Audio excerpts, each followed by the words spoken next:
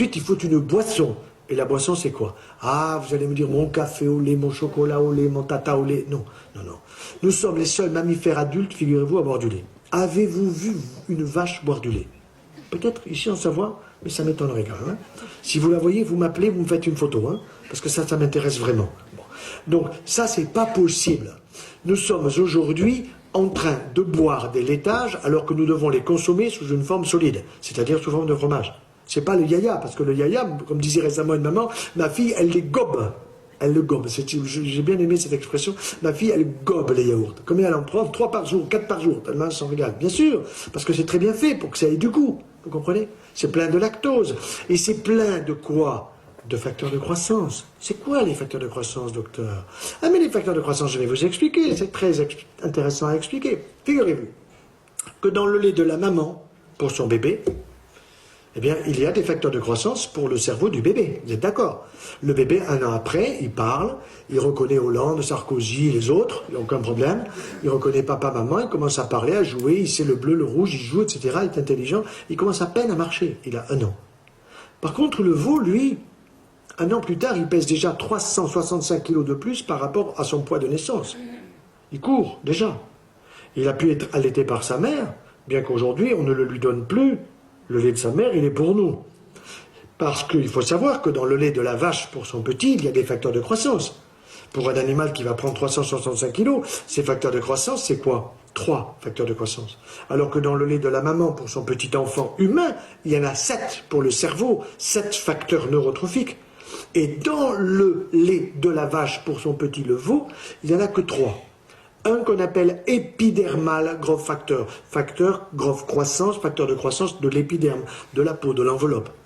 Le deuxième, il s'appelle transforming growth factor, facteur de croissance qui transforme les articulations, les muscles, les tendons de l'animal, et Dieu sait qu'il est costaud. Et le troisième, c'est insulin growth factor, c'est-à-dire facteur de croissance de l'insuline, c'est-à-dire insuline, pancréas, tube digestif. Voyez? Or, ces facteurs de croissance, ils ne sont pas pour moi, ils sont pour cet animal-là, qui est volumineux. Or, le problème, c'est qu'autrefois, quand ma propre maman faisait bouillir le lait, quand mon père allait chercher le lait chez le vacher, et qu'il rentrait après nous avoir amenés à l'école à la maison, on faisait bouillir le lait. Et il y avait la couche épaisse. Et cette couche épaisse, c'était quoi? C'était les facteurs de croissance qui, en termes physiques, étaient floculés, c'est-à-dire qu'ils n'étaient plus actifs. Il faut savoir que la formule chimique d'un facteur de croissance, ce sont des ponts disulfures. Vous allez imaginer que ça, c'est une molécule de soufre, et ça, c'en est une autre. Un pont, c'est ce qui relie les deux. Eh bien, dans le TGF, le transforming growth factor, vous en avez 9 ponts. Et pour détruire 9 ponts disulfures, désolé, il faut faire bouillir le lait. Or, aujourd'hui, on ne le fait plus bouillir. Il passe à quoi? 98% des 24 milliards de litres de lait passent à ultra haute température. Ça veut dire quoi? Ça veut dire 135 à 140 degrés, 4 secondes, 3 secondes. Ça, c'est intéressant, parce que vous détruisez les germes, mais vous ne détruisez pas les facteurs de croissance, ils sont solides. J'ai donc fait au nom de Famille de France une saisine au niveau de l'Agence française de sécurité des aliments qui a changé de nom, il ne s'appelle plus AFSA, mais ANSES, et j'ai obtenu 2 ans et demi pour avoir les résultats, et pour me donner un polycopier de 98 pages que j'ai regardé d'une manière extrêmement détaillée, et où on vous dit, oui, peut-être bien que les facteurs de croissance augmentent les cancers du sein, de la prostate, mais c'est si chouïa. Et quand vous regardez de près, c'est 25 à 30%, c'est pas chouïa, c'est pas vrai. C'est beaucoup.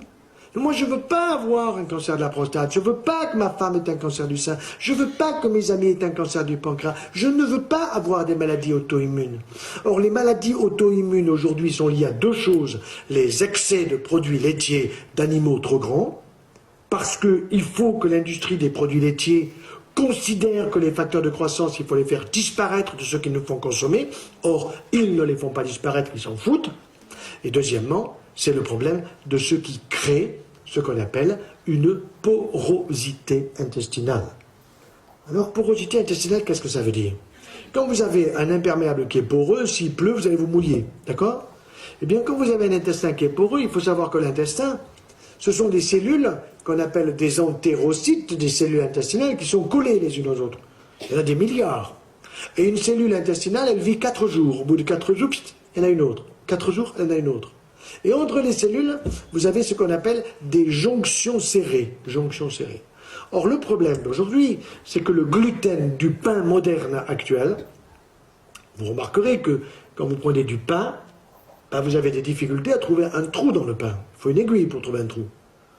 Autrefois, vous alliez à 11h30 chercher le pain chez la boulangère, et vous reveniez, vous cassiez la baguette, et vous vous amusiez à en manger parce que c'était bon, et en même temps, on mettait un doigt, l'index, le pouce dans les trous. Il était aéré, parce qu'il y a beaucoup de levain. Aujourd'hui, que dalle. Vous avez des levains chimiques, vous avez un gluten qui est extrêmement solide au niveau des protéines qu'on appelle gliadine et gluténine, et qu'est-ce que ça crée? Ça crée que les jonctions serrées entre les cellules intestinales se desserrent. Alors je fais exprès d'élargir, mais normalement ce n'est pas une aussi large, mais à partir du moment où ça se dessert, vous avez une mauvaise molécule qui passe. Elle devrait passer ici à travers la cellule, mais là non, elle passe entre les cellules. Et où elle va? Eh bien elle va là où il ne faut pas aller. Le calcium qu'il y a dans le lait de la vache, vous en avez 4 fois trop pour nous. 4 fois trop. Le lait de la maman contient du calcium, bien sûr, suffisamment pour le bébé. 4 fois moins que le lait de la vache. Ce qui est normal, puisque le petit humain, il va prendre 5 kilos en une année, alors que l'autre, il en prend 365. Donc il est normal qu'il y ait beaucoup de calcium dans le lait de la vache. Mais on vous a mis dans la tête que si vous ne prenez pas assez de calcium, vous allez avoir de l'ostéoporose, vous finirez en poussière, ce qui est d'abord certain. Certains, on finira tous en poussière. Mais on vous fait croire que plus vous allez en consommer, et moins vous aurez d'ostéoporose. C'est faux, c'est l'inverse. C'est exactement l'inverse.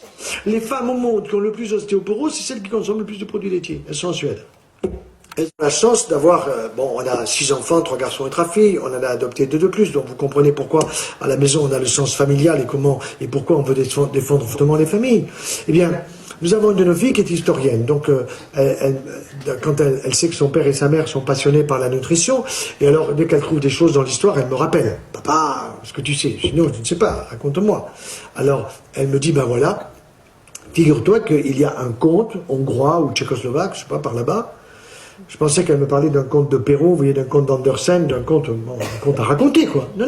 Elle me parlait du mari de la comtesse. Ah bon, et alors?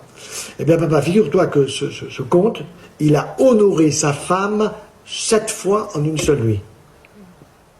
En général, il y a une femme qui crie comment elle a fait, quoi. Bon. Ça a été ma question, bien sûr. Comment il a fait? Réponse, papa, il prenait des pois chiches al dente. Pois chiches al dente. Mais ça me dit quelque chose.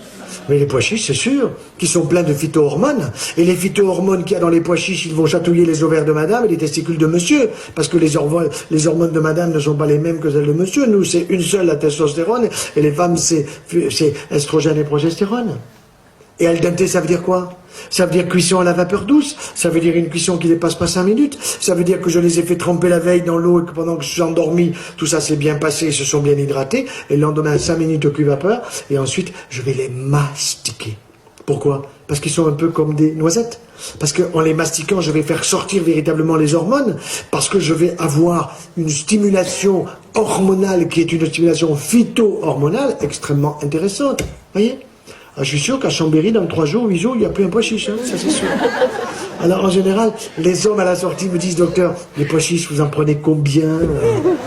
Alors je vous dis, je vais vous dire, je ne vais pas vous cacher, 2 fois par semaine les pois chiches, bien sûr. Une bonne poignée, avec de l'huile d'olive et de la bonne, extra vierge, bien sûr, plutôt de chez nous, pas besoin d'aller dans les pays étrangers. Et puis ensuite, vous allez y mettre du persil, parce qu'il y a beaucoup de calcium et de vitamine C. Vous y mettrez de la menthe et vous mangez ça à genoux, formidable, voyez. Alors, voyez à travers toutes ces informations que j'ai essayé de vous faire passer, puis on va passer aux questions, combien Jean Rostand avait raison. Et Jean Rostand, il disait, il vaut mieux un bon menu qu'une ordonnance. Et vous comprenez pourquoi moi je préfère aller au resto qu'à l'hosto. Je vous remercie.